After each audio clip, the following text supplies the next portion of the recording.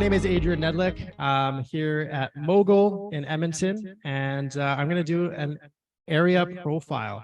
If you've never been or seen one of these Edmonton profile, so we do this, I do this presentation with a couple areas of the city, and then we throw in a couple deal analysis as well. So on our website, mogulrg.com, under Mogul Mastermind and investor education, we have this map. So this is our Edmonton investor map. If you want to take a picture, email us, text us, whatever you want. It's a very interactive map, and it gives a good idea of anybody who's looking to invest in, whether it's here in Edmonton or they're out of town.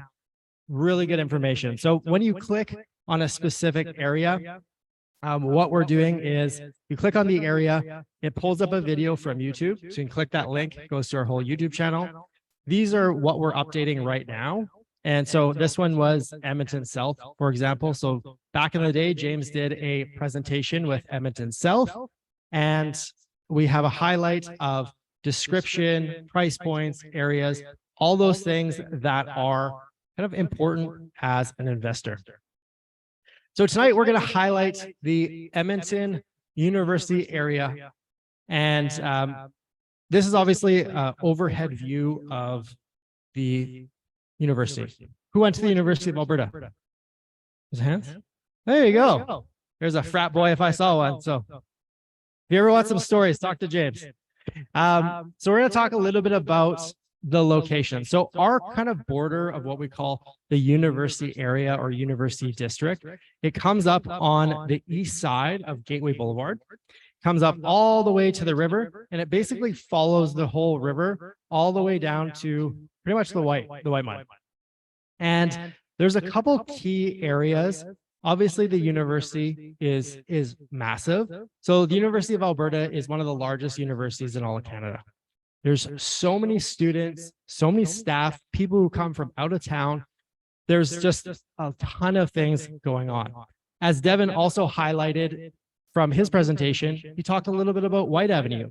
So if you're somebody coming in from, shout out to Kim Wong, she's in from Vancouver with her mom, and they came and checked out a couple places. They're staying at the Varscona. So right on Whyte Avenue, gives you tons of opportunity to basically be that 15-minute city that Devin was highlighting. So you get out of where you're staying, you walk down, you grab a baguette or a French pastry, you get some coffee, you go read the paper somewhere, you hop on a bus, you go somewhere else. You can do everything within a 15-minute radius, which is pretty cool. So Whyte Avenue runs, it's actually about 40 kilometers. It goes from pretty much Sherwood Park all the way across to the university. So pretty crazy street. The real hotspot is about 99th Street and then all the way west to the university. If you kind of go like in that zone of 99th to 75th, it's a little sketchy over there. But stick west of 99th. It's a pretty good area. When we look at the left-hand side, part of being a real estate investor is finding trends, looking at areas and locations that make sense as an investor. Focusing on LRT expansion, focusing on LRT, you want people to be able to move. We have a handful of properties in the university district, and a good chunk of our tenant profile are people who are either a single vehicle household or they don't even have a car. They just take transit, they Uber, they taxi, whatever they need to do. So this whole general area is very accessible. Has anyone driven down 106th Street? You guys know like 106th Street? It was on the news about a year or so ago. They made a joke and they said, can you count how many signs from pretty much 61st Ave to 82nd? Because there's a bike lane that they took up part of the parking on, I think it was the west side. And in about 20 blocks, I think there was like 140 signs in between that area. So it's kind of confusing as you walk by, but it's something to note. They're really trying to pave the way for that accessibility. Part of the other areas to highlight, all in the ravine system, there's tons of $1 million homes. And we're going to talk about that a little bit further. Oh, wow. There we go. Okay, tenant profile. So we have a range of low to very high income. Like I mentioned, you have people from all walks of life. Typically, right along 82nd Avenue, you have a decent amount of walk-up apartment buildings, things in that zone that are going to have a little bit of a lower income threshold.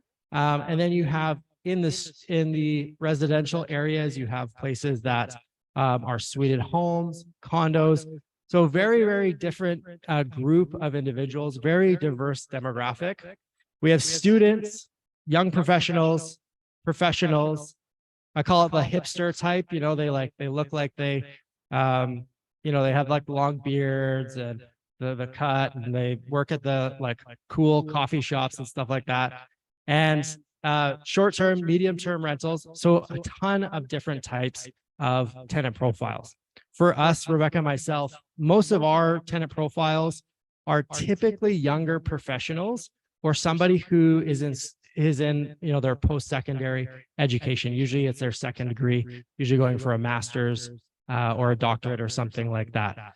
Tons of options for professionals as well. So professors who are going and working at the university, lots and lots of options for those types of individuals. So what are the key drivers? So I kind of mentioned the existing LRT line. So that's a huge thing when people are looking. People look at walk scores, bike scores, driving scores. I don't even think that's a thing. People don't really focus on it when they're looking for rentals. So they're usually looking at, what's the quickest way for me to get around? That existing LRT is very nice to have. Devin really, really highlighted this in his presentation. And I think this is something important for everyone to take away. Is city council is pushing for a ton of density. Okay. So people who are looking for buying a property that has the ability to redevelop, a lot of that is going to change. A lot of options. We have this thing right now, it's called the missing middle. You can only build something with high density on corner lots. And so we have corner lots with townhouses and 8-plex and 6-plexes. And then everything in between is pretty much single family homes, maybe a skinny house, maybe a duplex with suites. Nothing else. That's all you can do pretty much at this point. They're going to take the whole city and they're pushing for changing the missing middle, pushing for density within the core. So I think the density part is super important because they're focusing on areas that are close to the core. So I really think that's going to be important, and especially like big hubs like the University of Alberta, Whyte Avenue, places where people want to hang out and live within that 15-minute city. So if you're sitting on that $400,000 house that you can run as either a property that's cash flowing or breaking even, and you plan to develop it, great option. Obviously, I mentioned the University of Alberta, so lots and lots of students, professionals, things like that. Bike and walk score. If you ever just Google bike and walk scores of a specific area. Again, as we continue to develop, it's going to be important for our future. Restaurants and entertainment. People just want to be around spots that they can have a drink, have some coffee, go and just enjoy. So let's talk about the common investment opportunities. So for people who own properties in this zone, give me raise your hands. Does anyone have properties in this? Nobody has a property in this between White Mud and the River Valley and Gateway. Nobody. Really? Okay. House that you live in. Okay. Hopefully soon. I love that. And so does your house have a suite in it? Does it have a suite in the basement? No. Okay. What do you got? Okay. So tons of options in this area. The reason I asked that question, I wanted to know what type of property are people renting out? For us, we have typically combination of illegally and legally suited properties. And then we also have a 4-plex as well. So lots of good options. A lot of the houses that were built in like the 1950s and 1960s, for whatever reason, I don't know, they just threw a ton of illegally suited properties in those areas. So a lot of the ones that you're looking at, they might actually have a suite that you can rent if you're planning on developing. Condos, like I mentioned, lots of options, especially for for students that are going to be going to the university in the district of Garneau, which is basically like 109th Street towards the university. Great places there for student rentals. Suited homes, another great option. You can get into a lot of places. We're going to highlight one for under $400,000. It was legally suited in a great area as well. Duplexes, fourplexes, and multifamily. For people who are on the tour, everyone was talking about multifamily.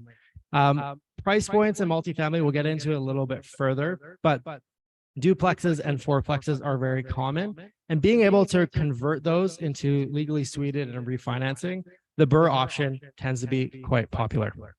Short to medium term rentals, again, if you're looking to do Airbnb, anything 30 days and less is what we consider short term rentals. Medium term is 30 days and longer. Lots and lots of options in the university area. Again, if you want to do condos, apartments, one of the big asterisks I would say is check with the condo board, check the bylaws. Things can change and you can get bit if your whole strategy is on short term rentals. Last but not least is the redevelopment land. We kind of highlighted that already, but there's a lot of options out there for planning to redevelop space. Okay, so when we're looking at the map, there's a couple of areas that I think as an investor, you should really target. Anything on the west side of the map. So for your guys' view, anything on the left-hand side, that tends to be very expensive properties. So that's McKernan, Belgravia. And then on the east side of 109th Street, you have, or sorry, on the east side of the LRT tracks, you have Park Allen, you have Queen Alexandra, Allendale, that's where we are. And then you have Garneau, which is a little bit closer to the university. On the south side, we also have the Seville Community Sports Center. So it's kind of like right at the bottom here. That's where a lot of people who are going to the university, they're having sports tournaments and things like that. So for teams, short-term rentals, that's going to be a great spot to highlight. For us, if we look at it, anything closest to the ravine is going to be kind of your highest price point ranges. We liked Allendale because it's affordable in comparison to a lot of the other communities around here. And it's far enough from Whyte Avenue that you don't have a ton of people kind of going through the back alleys and that sort of thing. So it gave us that nice little pocket where you still had the accessibility, but not all of the traffic and stuff that comes with being on that main section. Any questions on that, guys? No? Okay. So like we continue on with the development conversation. So any big major city, they want to make it more walkable, pedestrian friendly.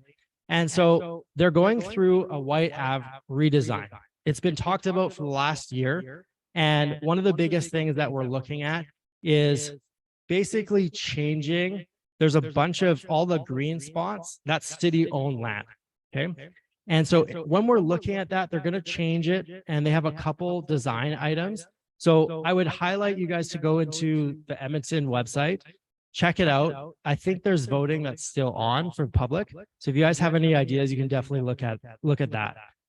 Basically, the plan is that they want to make it more walkable and they're trying to reduce the traffic in the area. So if you take a look at, this is one rendering that they had, basically pushing out all the patio space, having one lane for traffic in one direction, a bus lane, and then that additional lane in the other direction. So lots of things are happening in that area. This is another huge tool for people to use. You want to be where other investors are going. You want to be able to see what's happening. And so this website, this is major projects on the Alberta government website. So you can take a look, you can search the city, you can search what type of development that people are doing. And you can highlight it based on multifamily and see what sort of developers, builders, price points that are coming in to the specific district that you're looking in. So current projects, this one I'm actually super excited for. Have you guys seen the construction here or heard about this at all? So really, really cool. This one's called Station Park. This is by a local developer called Belgian Developments. And this is a shipping container micro retail. So I think they're trying to get about 30 to 40 micro retailers in this one spot. So this is just north of MKT. They basically took out that patio. And what they're planning to do is they're putting this micro retail space. And it's supposed to be, an area where smaller companies can have affordable rents and just have a nice like food court and a bunch of stuff going on in that area. So I'm actually quite excited. This is supposed to be done by the end of the year. So pretty cool project there. And this one's a little bit closer to home. This is in, I believe this is in Queen Alexandra. So this is what you can do when you develop and have all that redevelopment that's happening. So this is a 4-story. This is what you can typically do on an RA7 lot. And so we'll see how the city rezones what's going on here. But this is a 4-story, 43 residential units. So university area highlight market. So this is basically everything in the university, basically the map that I drew out, everything in this area between everything that is sold. So we take a look at our average price points, take a look at the sold section at the bottom. Lowest thing that sold was 72,900. So that's what you can get in on the cheapest side for a walk-up apartment building, walk-up unit. Average price about 490 and then 417 for the median price. And we have all the way up to just under $2.3 million. So that's kind of your general idea. It's a little bit higher than what city average is. Again, pulling in from a lot of the stuff going in by the River Valley. So here's an older condo. These are, this one is currently on the market. This is a walk-up. Price per door, 105 on this one. It's a 1-bed, 1-bath, 644 square feet. There are cheaper ones, but this one had enough square footage that I think you could do something pretty cool with it. This is a short, medium-term rental. This one is in the Allendale neighborhood. 135 a night. I think this is a townhouse as well. So something that you can do in this area, renovate it, make it look nice, and push towards the short to medium-term rental. Legally suited bungalow. So this is 1,226. This was 4 up, 1 down.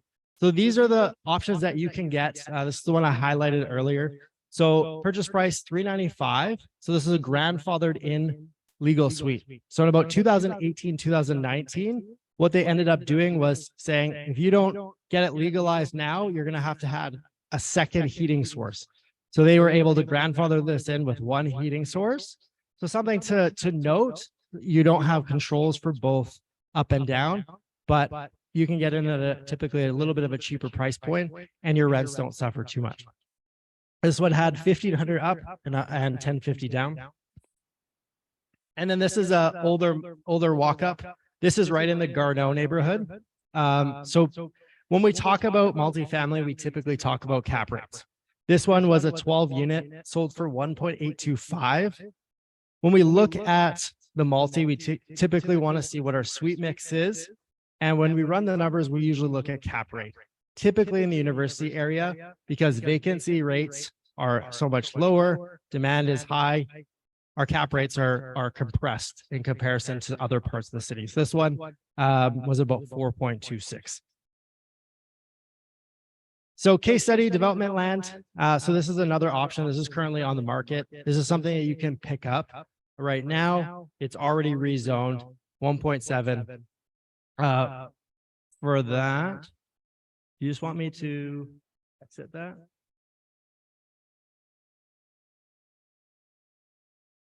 Okay, good. Awesome. Okay, so conclusion. Would you guys buy here? Come on. Nobody, go on.